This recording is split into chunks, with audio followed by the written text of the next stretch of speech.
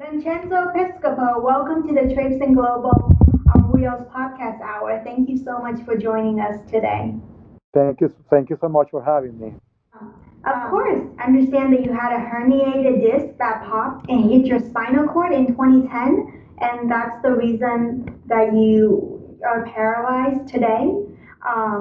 What was the hardest part about adjusting to life in a wheelchair? I think for me, it was definitely the physical challenges. I was very fortunate, and I'm very fortunate to have an amazing support system. My family, my wife, my workmates, my friends in general, their support was overwhelmingly so that I really didn't have space in my head to be emotionally challenged. But the physical, of course, because I had to learn how to do a whole bunch of things and how to rely on other people to do things that in the past I didn't have to. But emotionally, I'm very fortunate that I was able to snap out of this quite quickly. And again, I think I owe that to a wonderful support system. Yeah. And I also read that from your blog, I think, that you moved out of your old home that you had lived in for 12 years and, had a new home designed and built. And, you said, I think you said in the blog that was, your new dream home and because it was totally wheelchair accessible and you can navigate to your daughter's rooms, your son's room.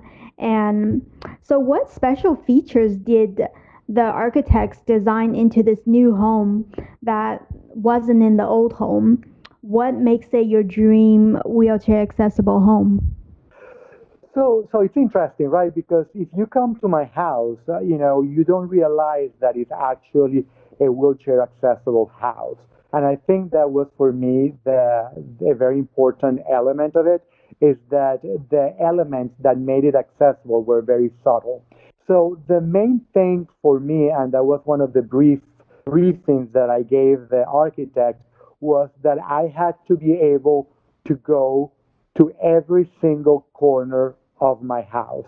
So there should not be anywhere in my house where my wife could go and I couldn't, or where my kids could go and I couldn't. So that was the main thing that made. So that's one of the things I love about my house, that I feel that my house is my house and not that I'm a guest on it. The other thing that, and this is more from a safety perspective, in my old house, there Mm-hmm. was only one exit of the house that I could get out by myself, and that made it very unsettling from a safety perspective because if there was a fire in the kitchen, there was no way for me to get out of my house because all the other exits had stairs. So in this house right now, I'm able to get out of all the same exits as the rest of the family would be able to get out. And that makes the house also very, very comfortable for me. They're very assuring. The rest of the things are just, space and ability for me to actually move around without feeling that I am on an obstacle race. So all the spaces are very open, and there is wood floor that allows me to roll with no problem. And then, I can take the dogs out with no problem. I can, so it's in general, I think it's the feeling of feeling that it's my house and not that it's a borrowed house. Yeah, I totally see what you're talking about. So you feel that, because it's designed in such a way, I'm sure height had a lot to do with it as well, right? Now that you're lower and and I'm sure you have ramps installed. And so being able to navigate to all parts of your home, um, you you're right. You're not a guest anymore. I often because my parents have their house was built over 30, 40 years ago actually, and so there are a lot of steps. And so I kind of see where you're coming from when you're saying, you know, the importance of feeling like you're a part of that, you know, that of the house You there, know, that you that I belong there belong. rather than that you're a guest. Exactly. Yeah. And then, Michelle, the other thing, that is important for me is the fact that, and it's the reality of the market, is that I want to be able to sell my house when I decide to downsize. And if I make the house look too much like a house that is built for a person, that is on a wheelchair, it makes it less attractive for an able body because their needs are different.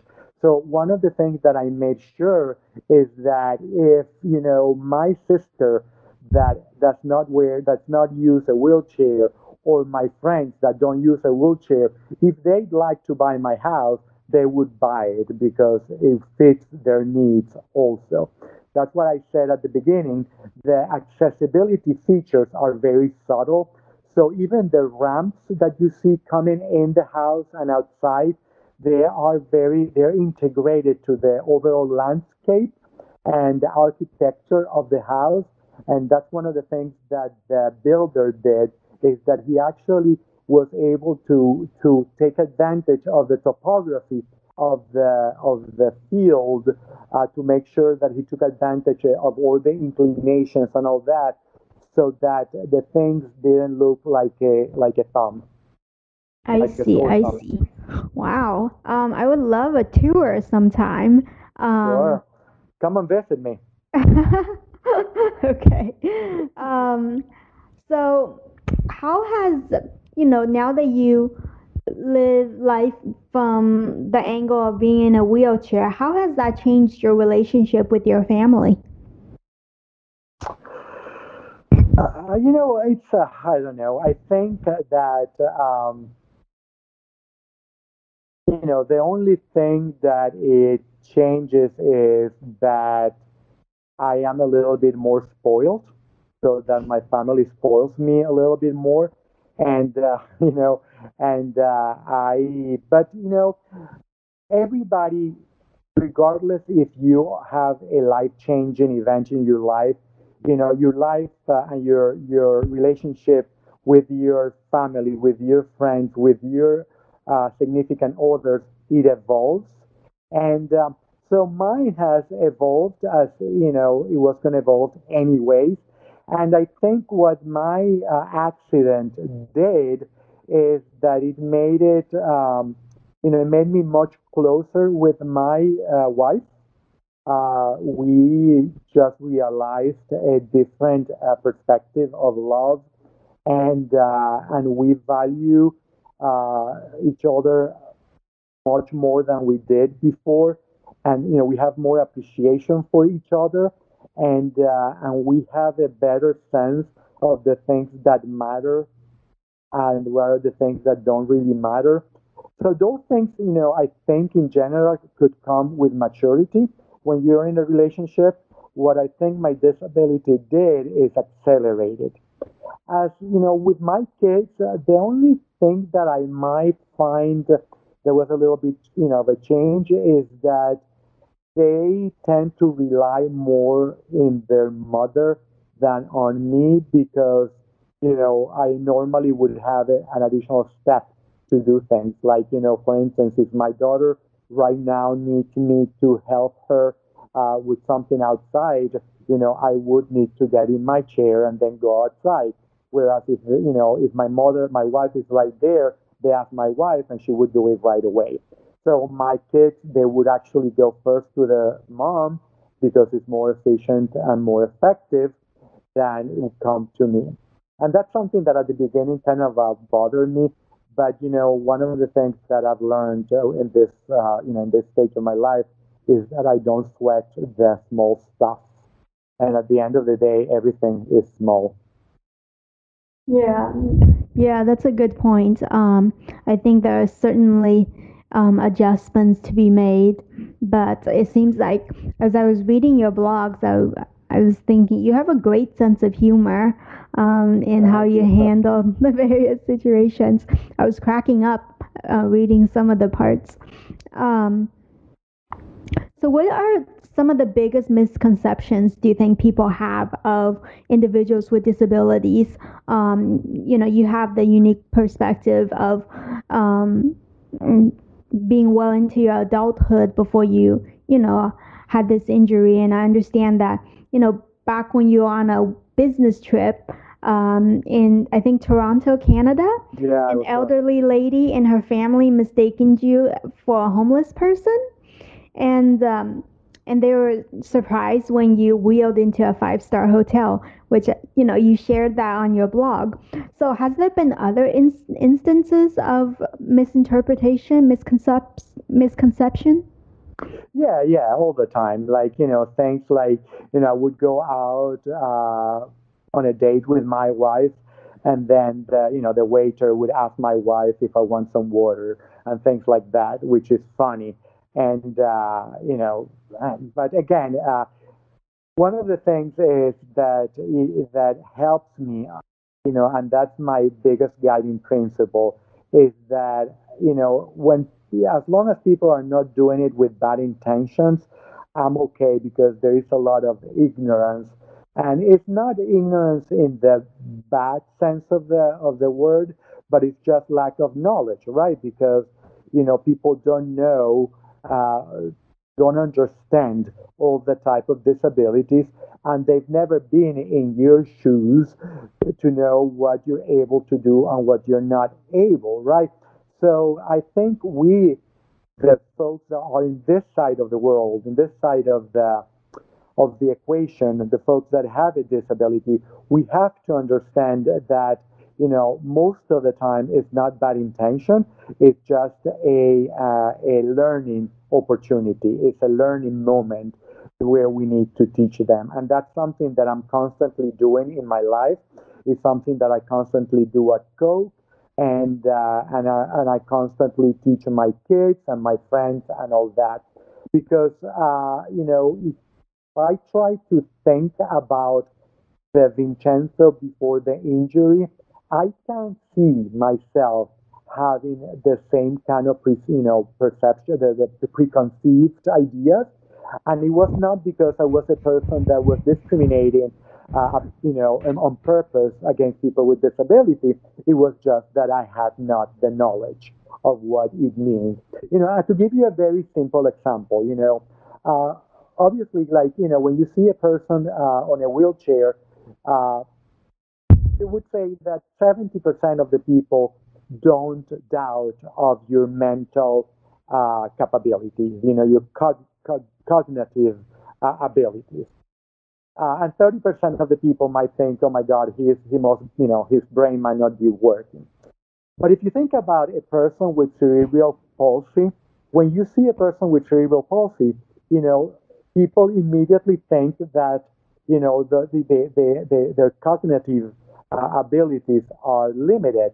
And after I got my disability, I was able to learn to meet the smartest people in life with cerebral palsy. And people that are extremely smart, people that I just wish I had like 10% of the smart. So before my injury, I would have immediately seen a kid with cerebral palsy, and I would have said him, "Oh my God, do you need any help? Do you want me to read the menu for you or help you understand that?" But it was not because I was a bad person. It was because of ignorance. So what I'm trying to say there is that we have also, as people with disability, a responsibility of teaching that, because it doesn't come in your life manual. Yeah, no, very good point. Just because, we have a disability doesn't mean, just because we're in a wheelchair specifically, doesn't mean we can't talk. Yeah, like one time I was in London and trying to get on the bus, and and the driver was asking my friend, like, can she get on the bus? And I was like, hello, I can talk. So that kind of thing, I certainly understand where you're coming from there. Just so people are more educated about it, listeners, because we not only have people with disabilities listening, but also able-bodied people. What are some other examples that you can give that that are just very off-putting and insulting? So again, I have to tell you that I don't believe in insults unless your intention is to insult me. Okay, I want to make sure that that is very clear because that's something that I advocate a lot, right? So the only way I would get insulted if you are trying to insult me. If you're trying to offend me, then I will get offended. But if you're not trying to offend me, even if you're clueless, you're not going to offend me because, again, I understand that there is a lack of knowledge, right? So that's my perspective on all this. However, things that I think, oh my God, this person is completely, clueless is like, let's see, yes, for example, and it's not like when I am out and about and I'm getting in my minivan, I don't like people putting my chair in my minivan, and when I say no, thank you, they look at me funny, like trying, and it's not, I don't do it because I don't want them to think that I'm not able to do it. I don't like them doing it because they don't do it right. And if they put my chair on my car the wrong way, then when I'm trying to get it out of my minivan, I struggle. So I just do it myself. And people insist, no, no, no, let me help you, let me help you. I'll do it. I'll do it. Don't be shy. I can't do it. And it's not that I'm being shy. It's just that I really, really know how to do it. And unfortunately, you don't. But you don't know it not because you're stupid or because I'm stupid. It's just because you don't happen to have a wheelchair, and I do, and I know how to put my wheelchair in the car. So that's another another example that happens quite often. The other thing is the need of people to push you when you are going up the hills and say, I'll push you, I'll give you a hand. Again, sometimes I really appreciate it because I need the help, or because I might be too tired, or because it's so inclined that it's tough. But in general, I feel that I'm losing control of my body when people try to push my chair, right? So again, when I tell them, please don't push it, I have to always take the time to, explain to them the reason why I need them not to push me, because it's the same thing if I try to grab you from your shoulders and and start trying to guide you. If you're not a wheelchair user, you would be feeling weird. Hey, leave me alone. I want to, I know where I'm going. You don't, and things like that. And then, I get into the details, and the reason why it's so important for me, for you not to push me, is because when I'm rolling, I'm looking at the floor to make sure that there is no any bumps or anything that I would hit and then throw me off my chair. But again, as you can see here, the thread is education. It's just teaching people, what they need to know, because by doing that, we are actually helping ourselves to remove a lot of the stigmas that are out there, with people with disabilities. Yeah, no, I can relate so well, in terms of having others push me. I remember one time I was getting on the train with my friend, and she started pushing me onto the train, but there's a gap and those Right. caster wheels are small, so I fell off of my chair because she was Exactly. pushing me. Exactly. And I told her not to, but she thought I was just being shy and like being Right. like I don't know, cared more about my ego or something. And Exactly. so, but it was a matter of safety. So, anyways, I fell off my chair, and the train was about to leave. So, Right. because Could the have been metro disastrous. train, exactly, they don't stop for very long. So that was a very dangerous situation. Um, Exactly. yeah. So let's talk about the Wheel of Happiness, the nonprofit that you founded. So the Wheel of Happiness Foundation. Um, let's kick that off by asking, what was the journey of choosing happiness like after you became paralyzed?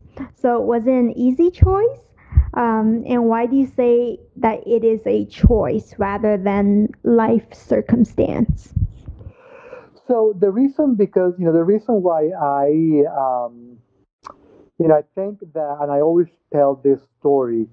What it really triggered that thought, and you might have read it in my blog, is one of the nights that I was in Shepherd doing my rehabilitation right after my spinal cord injury.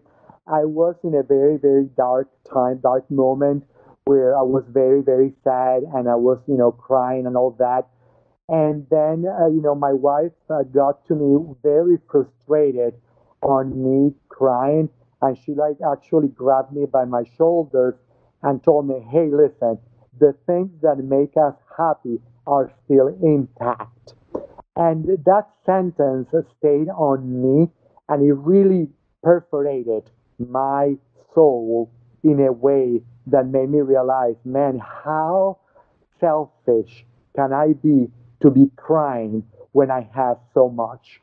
And then I started looking around about everything that I had, and I got overwhelmed because even though I'm not able to walk and I struggle with many things, there are many people that have only 5% of what I have, and they're still, with a big smile. I come from a country that is extremely poor. I come from a country where, people don't, have to, they don't know if they're going to be able to eat for dinner because they don't have food, and their hope is that they can find garbage with food, and they don't have clothes, and they don't have. So when I started, that sentence from my wife penetrated, as I said, my soul, and that on top of, it opened my eyes to realize all the things that I had. I was doing my rehab in the Shepherd Center, which is one of the most one of the top 10 rehabilitation centers in the world. I could be in the middle of Africa, and I wouldn't have all that at the moment. I had, my doctors, one of my doctors at Shepherd, an amazing individual that I'm still friend of her. So again, that's beauty. My kids, my coworkers, they were with me every single second, both emotionally, in presence, physically, in all the senses. And when I think about what makes me happy, it's exactly that. The things that made me happy was a hug from my wife. I still get hugs. Hugs from my kids. I still get them. The pride and the pride of working for an amazing company like the Coca-Cola Company, that cares so much about the people that work there. I have that. I have not lost that. The ability to do so much. And it was funny because that what it did was actually challenge me to to challenge me to find more and more things that make me happy, because I realized that, you know, you have to find your happiness. You really, and if you try to find it and you do a little bit, just a tiny bit to find it, you will find it. Same thing, same as if you really want to find unhappiness, you will find it. You try a little bit and you will find it. You will find it. I can tell you right now 10 reasons why I should be completely unhappy. And I'll come up with those 10 reasons. And I can tell you 10 reasons, 20 reasons why I should be happy. And I'll come up. So the whole point is just focus about those things that make you happy and not on the things that don't make you happy. because it's not smart. Mm-hmm. So that, as it relates to my nonprofit, that was the trigger of my nonprofit. As I was going through that discovery of my life, I realized that I have no right to um, the not what's the word now. I don't have the obligation to be thankful and to pay forward. The next question is, um, just telling us a little bit more about the Wheel of Happiness, and who it serves, what inspired it. That the inspiration of after my realization that I don't have a right to complain. I have the obligation to pay back because I was getting so much. And while I was going through my journey of rehabilitating, I met this priest from Uganda. While I was transferred from my house to the hospital in an ambulance, he was being, he had a motorcycle accident and was picked up by a pickup truck, thrown in the back of the truck, took to the hospital where he did a basic surgery and they sent him home for a whole year with no rehab. In my case, I went to ambulance, then from one hospital to the other in helicopter, and then I was taken to one of the most amazing rehabilitation centers in the world. So this priest, with the help of many people, that priest was able to come. So we were able to bring the priest to Atlanta to go to Shepherd. Just with a month and a half at Shepherd, he was able to get back to shape and learn how to live. And then he went back to Uganda and he served in his community.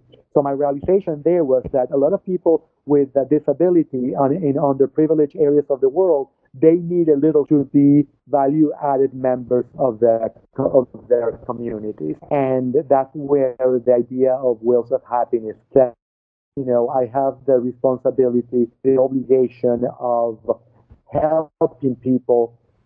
First of all, live life with dignity, which is the basic human right that everybody has, but also to help them add value to society, because by doing that, not only they win, but society wins. And when society wins, a lot of the stigmas around, people with disabilities get disappear. Mm-hmm. Mm-hmm. Oh, great points. What has been your proudest moment with the Wheel of Happiness so far? Your proudest contribution?